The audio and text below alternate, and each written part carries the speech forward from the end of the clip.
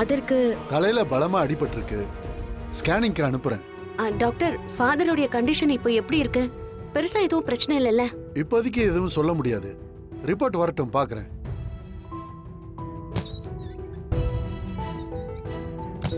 என்ன சின்ன டாக்டர் இப்படி சொல்றாரு?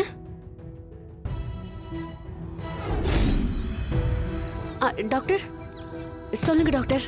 மூளைக்கு ரத்தம் போற நரம்புல பிளட் கிளாட் ஆயிருக்கு.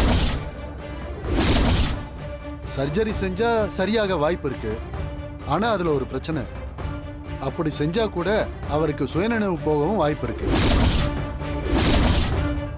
ரொம்ப டேஞ்சரான சிச்சுவேஷன் தான். ஆபரேஷன் பண்ணி நம்ம ரிஸ்க் எடுக்க முடியாது. மெடிசன்லயே சரி பண்ண முடியுமான்னு பார்க்கலாம். அவருக்கு சுயநினைவு வரணும் டாக்டர். அவர் மூலமா எங்க குடும்ப சம்பந்தமா ஒரு முக்கியமான விஷயம் தெரியணும். அவருக்கு சுயநினைவு வர வைக்க முடிஞ்ச அளவுக்கு ட்ரை பண்றோம். ரிசல்ட் உடனே எதிர்பார்க்க முடியாது. கொஞ்சம் வெயிட் பண்ணணும். சரிங்க டாக்டர். மெடிக்கல் எக்ஸ்பென்ஸ் எல்லாம் நாங்க பாத்துக்கிறோம். எவ்வளவு செலவானாலும் பரவாயில்ல. எங்களுக்கு ஃபாதர் குணமாகணும். அவர் பேசணும் டாக்டர். கவலைப்படாதீங்க, முடிஞ்ச அளவுக்கு ட்ரை பண்றேன். மாயா, சீனு, என்னடா ஆச்சு? தனா, ஃபாதர் எப்படி இருக்காரு இப்ப? பயப்படுறபடி ஒண்ணும் இல்லைல்ல? அதெல்லாம் எதுவும் இல்ல. ஃபாதர் சரியாயிடுவாருன்னு டாக்டர் சொல்லிட்டு போனாரு. அந்த வாசு எதுக்கு ஃபாதரை பார்க்க வந்தா? ஜீவாவை பத்தி ஃபாதருக்கு தெரிஞ்சிருக்கு. அந்த விஷயம் எப்படியோ வாசுக்கு தெரிஞ்சிருக்கு. ஜீவா ஃபாதருக்கு ஃபோன் பண்ணி பேசினதை வாசு பார்த்துருக்கான். அவன் ஜீவா யாருன்னு கேட்டு ஃபாதரை மிரட்டியிருக்கான். ஃபாதர் சொல்லவே இல்லை. அவங்க 2 பேருக்கு நடுவில் சண்டை வந்து கோவத்துல அந்த வாசு ஃபாதர் தலையிலே அடிச்சிட்டான். ஃபாதர் மயக்கம் போட்டு கீழே விழுந்துட்டாரு.